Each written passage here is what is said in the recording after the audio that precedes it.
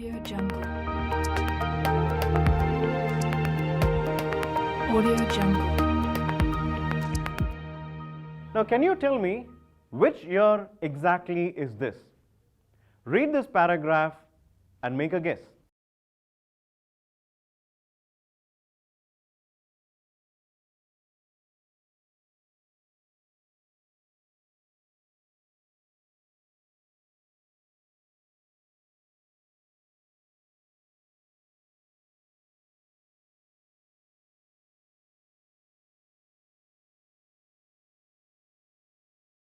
Did you say 1999?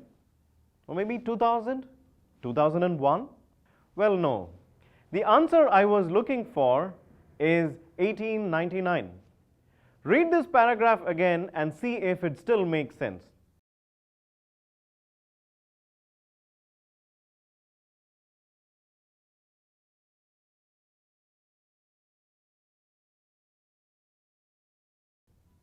The faster communication technology is the phone.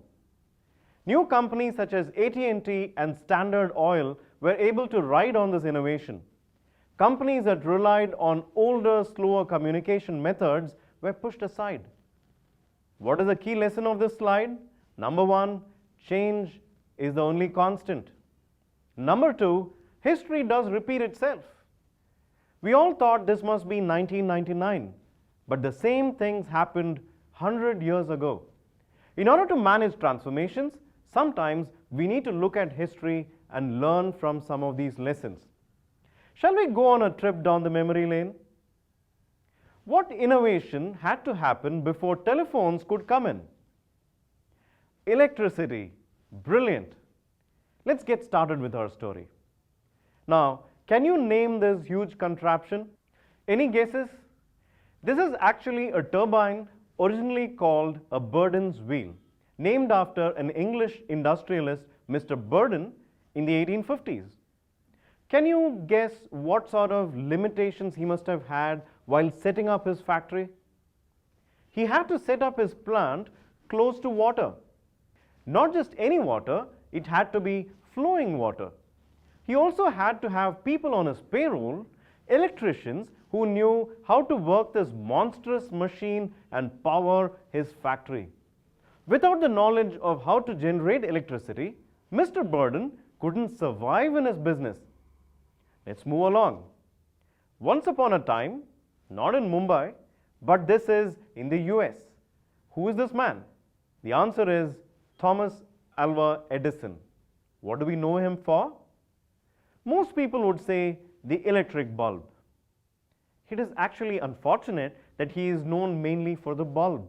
In fact, he did everything that was required to power the bulb, from DC generators to wiring to the filaments. And do you think he was a rich man? Yes, he was. What was his route to his riches? He patented his innovations and distributed his innovations. So if you were an industrialist back in the day, you would buy the DC generator from Edison's company, hire people to maintain the machine and run your business. Now, thinking like an accountant, when you buy something, which financial statement would you make this entry in? Of course, the balance sheet. It becomes your asset, doesn't it? And it is a capital expenditure for you.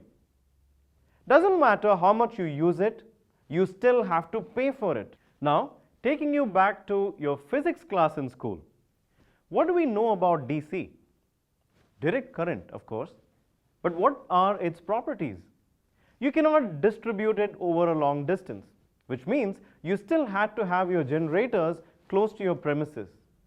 Moving right along in our story. Now, who is this man?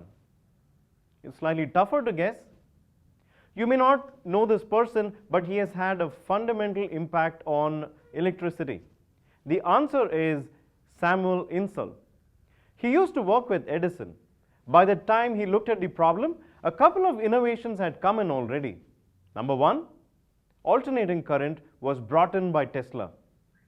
What do we know about alternating current, or AC? This can be distributed over long distances. And the second innovation is that by now we knew how to mass produce electricity.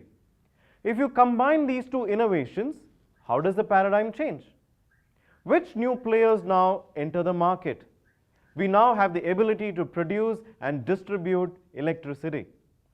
What are some immediate benefits? You can set up your factory anywhere you want. Utility players get into the market. And because electricity is a general purpose utility, as scale increases, cost decreases. It becomes accessible to everyone. Now think about it. How do we pay for electricity today? Do we pay for the towers that these companies erect? No. We pay for what we use. Capital expenditure, or CapEx, has now become operating expense, or OpEx. Now, let us pause for a second. Why am I narrating this story? What is the climax of this story? Now, cut to the future. Not to the present, but sometime in the 1960s. What is this machine called? The IBM mainframe, of course. What does this remind you of from the electricity era? This is an electronic Burden's wheel. It didn't matter which industry you were in, you had to have a Burden's wheel in your premises, and you have to have people who knew how to work the system. Now, who is the Edison of our times? Bill Gates. Wealthy individual? Understatement. How did he become wealthy? He patented his innovations and distributed them, much like Edison. As an individual or a company, you bought the product, let's say Windows, and you had to have people to install, maintain, upgrade the system. Since you bought the product, you would mark it in your balance sheet as an asset. It is your capital expenditure. Now, who is the Samuel Insull of our times? Larry Page and Sergey Brin of Google. What have they done to computing? They have centralized and distributed computing. When you open a Google Doc, do you know where the doc resides? Do you care? All you care about is that the document is available to you when you need it. Just like you don't know where the electricity is coming from, all you care about is whether it's available to you when you need it. Today, we are moving towards pay-as-you-go for software. Cloud computing is probably the biggest transformation that is happening in the industry today. Let us now look at a few more transformations. Let's understand how things have really changed. What is the story here? The product was physical, in this case, a DVD. You had to go to a brick and mortar shop to rent these DVDs. The version 1 of Netflix made this whole process click and mortar. What do I mean by that? You would go to their website, click on movies, and they mail the DVDs to you. The next iteration of Netflix was only click. You watch movies on demand. What happened here? The product became digital. Blockbuster did not evolve their model and they went bankrupt. Similar stories with books, movies, newspapers, and these days even money. What used to be a physical product is now digital. What are some innovations that you're noticing in the retail industry? Smart checkouts, real-time integration of supply chains. Minute something is removed from the shelf, the supplier knows about it. The whole concept of payment and money is undergoing a transformation. Money used to be only physical. Today, by and large, it is a number on the screen. This challenges the way the banks and credit cards operate. Now we are talking about mobile phones becoming our wallets. Now what is the story here? For the last 2000 years, we have organized ourselves in the shape of a pyramid. Take governments, religion, army, even today's enterprise has a pyramid structure. This is now getting transformed into something that is open, collaborative, and flat. Talk about open source products. Linux, Apache, Firefox. The team members wouldn't see each other, but they still can produce a product that gives a traditional structure, a traditional organization, a run for its money. What's the story here? This is a story on competition. As products become digital, there is a need for convergence of devices and form factors. Earlier, a marketing manager at Canon would simply look at the performance of Sony and come up with a strategy. But today, industry boundaries are blurring and it has become difficult to identify competition. Today, Nokia and Samsung are selling more cameras compared to Canon. Time for some reflection now. Think about what is happening to us as citizens. We are getting digitized as well. As we speak, your digital personality is online on Facebook, Twitter, LinkedIn.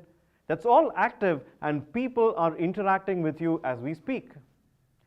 You do things on these platforms that you wouldn't have done a few years ago. For instance, announcing to the world that you've just brushed your teeth. We are also now becoming open, sharing, and collaborative. Companies are embracing the same values. Audio Jungle.